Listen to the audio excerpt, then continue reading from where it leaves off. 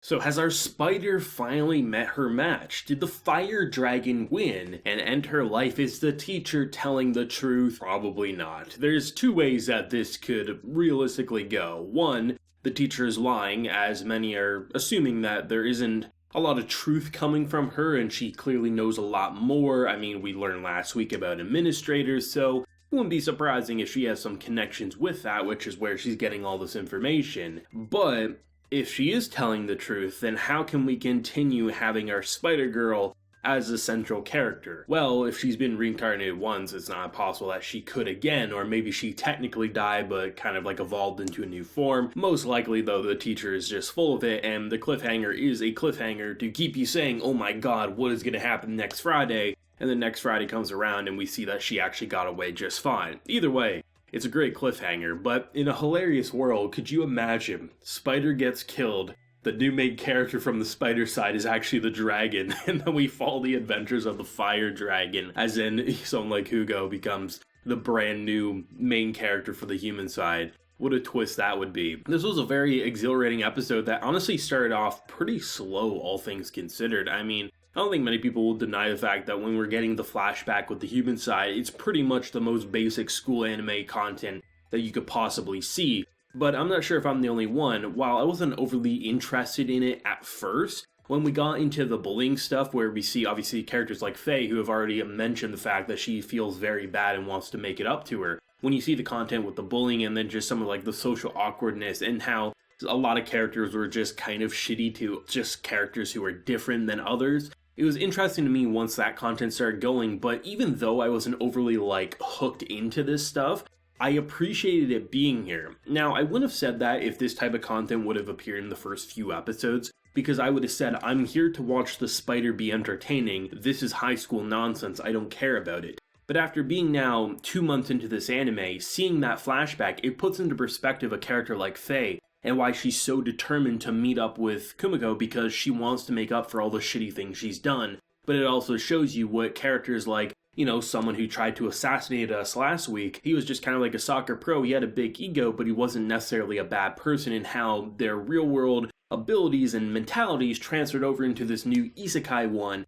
And to me, that becomes very fascinating content, even if at face value it doesn't entertain me all that much. And then when you lead into the spider stuff, it just makes an episode feel picture perfect once again. We now have 4 minds in this girl. I thought 2 was bad enough, and I made like the comments how it kind of feels like she's going insane, and the whole concept of insanity, as long as you don't answer yourself, you're probably a-okay. She now has 4 minds that are answering herself, and it's kind of tragically hilarious because she is so lonely. It's crystal clear. She has no one, so she has to talk to herself, and she's literally developed split personality disorder, all things considered, even if it's technically an ability that lets her, like, say, okay, 1 brain for magic, 1 brain for abilities, 1 brain to be a nerd. You know what I mean? Like, it's all different, but still, like, you can't argue the fact that it does feel more like a split personality, and the more she levels it up, the more personality she gains. On one hand, it seems really useful because, well, she's gonna have all these different brains to function differently, so she would basically be an endgame boss, all things considered, if she was able to develop 100 personalities that could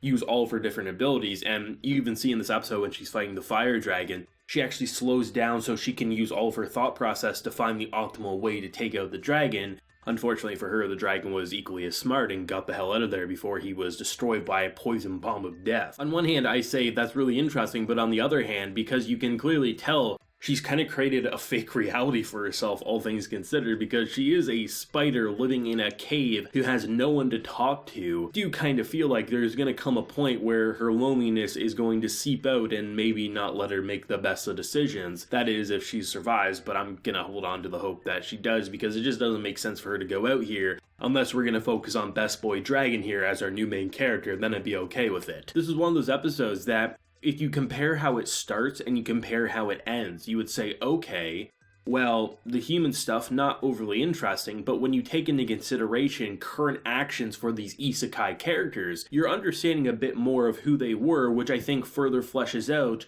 why certain characters may have gave those more of a benefit of a doubt, given the fact that they came from a pretty normal situation.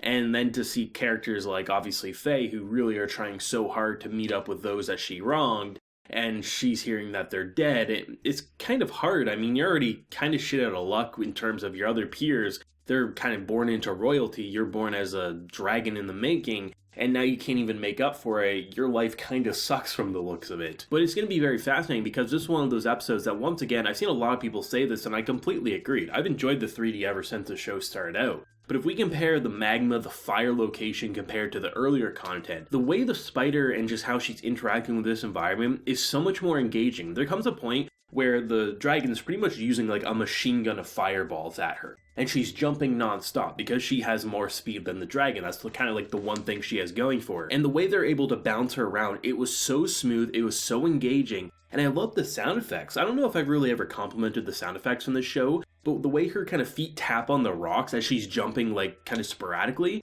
that was incredible. It's that little attention to detail that makes you feel like, okay, as ridiculous as it sounds to watch a spider bouncing around in a cave fighting a fire dragon, this realistically is how it should sound and look if this was happening. And even though I was expecting the absolute worst when I saw the dragon initially pop up, I'm like, oh man, we're gonna get some original Fate Stay Night dragon here, aren't we? The dragon looked good. They actually had some interesting 2D blended with it, and the fact that it didn't move on a wider shot all that much, it was pretty much up close and personal. You got some great detail on the facial animation and just the way the arms were moving. I think the idea of the location will always be the make it or break it for a 3D production. So on one hand, I eventually expect the spider will probably live and reach outside the cave or reach a point where it's not as fiery or watery, it's going to be just normal location. That's going to be an interesting part. Where is the 3D going to blend all that well? Because right now, the thing that really makes this all work so well is the magma and the rocks and the way they're lighting it. It really makes it feel like,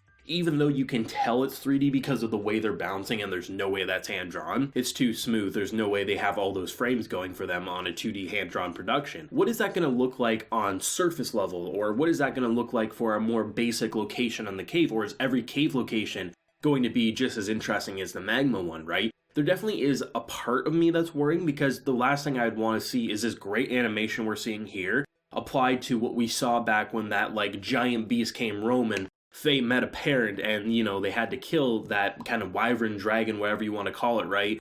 And that wasn't as smoothly animated as what we're seeing here. So I'm really hoping the 3D production is going to remain just as consistent or continue to improve, because what they're currently doing with a spider bouncing around a cave, losing her mind, talking to herself, is really, really interesting, really engaging visually. And I love the way that they're able to use like this overload of information. I've seen some people complain about it, and I completely get, like, there's all this text, there's all these things always on screen, and how the hell are you supposed to read all this without clicking pause and going over it?